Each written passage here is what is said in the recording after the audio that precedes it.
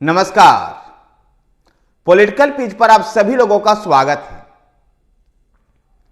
370 का लक्ष्य को प्राप्त करने के लिए भारतीय जनता पार्टी हर बूथ पर कांग्रेस के 4 सीट बांचेगी भाजपा। प्रधानमंत्री नरेंद्र मोदी द्वारा एनडीए के लिए 400 सीट और भाजपा के लिए 370 सीटों का माइलस्टोन का लक्ष्य देने के बाद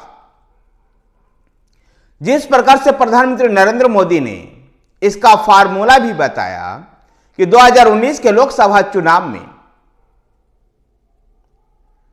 जिन बूथों पर जितने वोट बूथों पर प्राप्त किए गए हैं उनमें हर बूथ पर 370 वोट को प्लस करना है।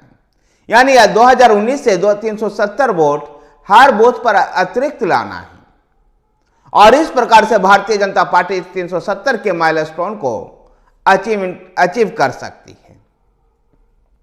पार्टी अध्यक्ष जेपी नड्डा ने 2024 के लिए एक्शन प्लान के लिए देश भर से जुटे पदाधिकारियों को लगे हाथों उन्होंने एक्शन प्लान भी समझा दिया और उन्होंने कहा कि भाजपा प्रत्येक बूथ स्तर पर कांग्रेस की 4 सीट भी बांचेगी। कांग्रेस की जो कारगुजारियां रही है उसको भी हर बूथ तक पहुंचाएगी। खास तौर पर कांग्रेस शासनकाल में जो खामियां आम जनों के बीच में थी उसको आम जनों के बीच में विमर्श में ले जाएगी।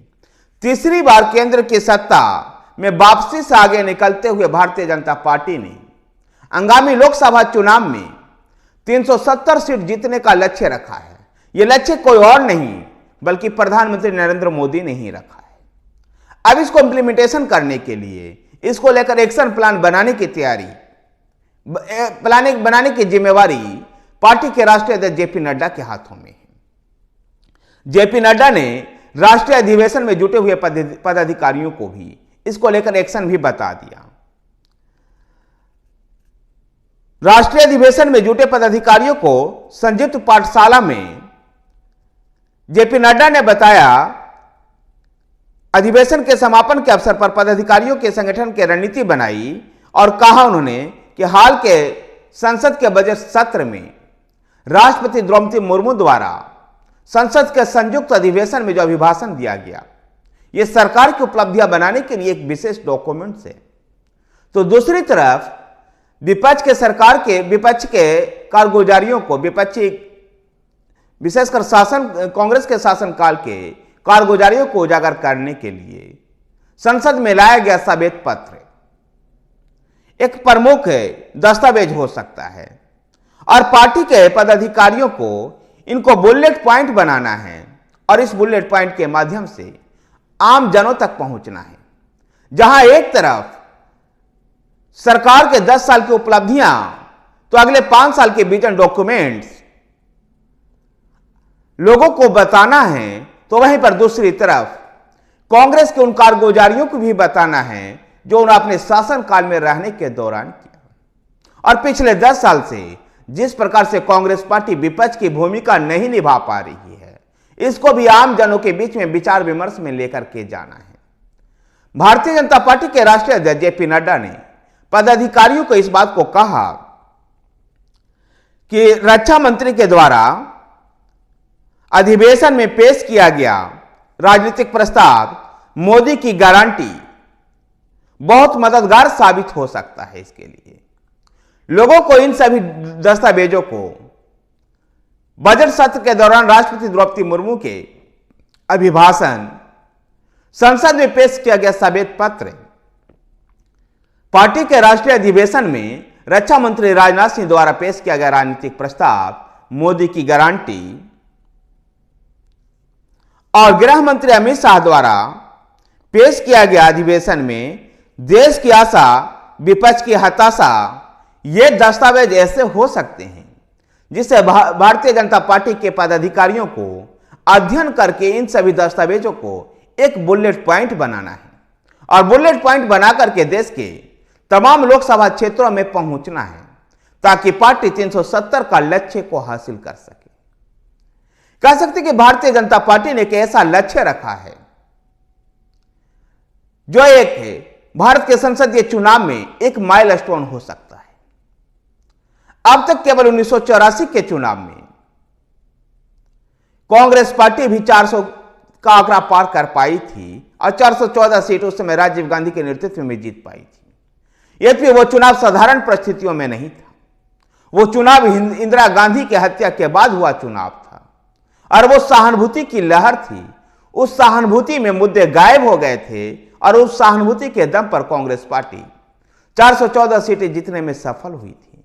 उस समय भारतीय जनता पार्टी मात्र 2 सीटें जीती थी।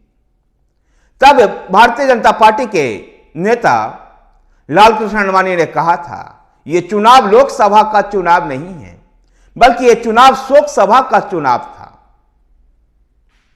यद्यपि उसके 5 साल बाद ही हुए चुनाव में कांग्रेस पार्टी बुरी तरह से पराजय हुई, लेकिन भारतीय जनता पार्टी पिछले 10 साल से जिस प्रकार से देश की राजनीति में अपने वर्चस्व को कायम किया है, उसको देखते हुए 370 का लक्ष्य भी इस समय भारतीय जनता पार्टी के लिए दूर नहीं दिखाई दे रहा है।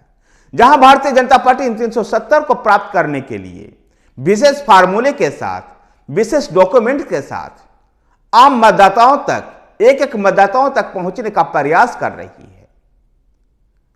पिछले 10 साल में जिस प्रकार से मोदी सरकार ने काम किया है, उस काम को लोगों तक पहुंचा रही है।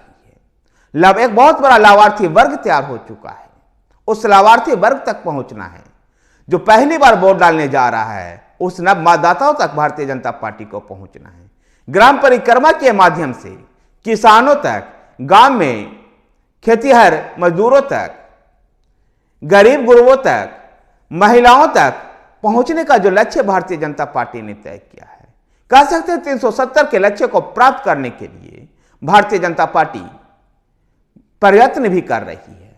वहीं भारतीय जनता पार्टी के लिए भावनात्मक मुद्दा रहा 370, जम्मू कश्मीर से अनुच्छेद 370 जो भी समाप्त हो चुका है। अयोध्या में राम मंदिर में भगवान श्री राम लला विराजमान हो चुके हैं, वहां प्राण प्रतिष्ठा हो चुकी है। इसके बाद जो सांस्कृतिक राष्ट्रवाद की लहर है, देश दुनिया में जो भारत का मान सम्मान मोदी के नेतृत्व में बढ़ा है, इन सब को लेकर के पार्टी आम जनों के बीच में पहुंचेगी। वहीं पर विपक्ष एक बिखरा हुआ दिखाई दे रहा है। विपक्ष के पास ना कोई नेता है, ना कोई विजन है और ना ही कोई नीति है। विपक्ष एकजुट होने का प्रयास करते करते ही फिर से बिखर चुका है और पूरी तरह से विपक्ष बिखरा हुआ नजर आ रहा है। ऐसे में भारतीय जनता पार्टी के लिए 370 और एनडीए के लिए 400 का लक्ष्य कोई मुश्किल लक्ष्य नहीं है। धन्यवाद साथियों। वीडियो को लाइक कीजिए, शेयर कीजिए। हमारे साथ बने रहने के लिए हमारे चैनल पॉलिटिकल पिच को सब्सक्राइब कीजिए। धन्यवाद।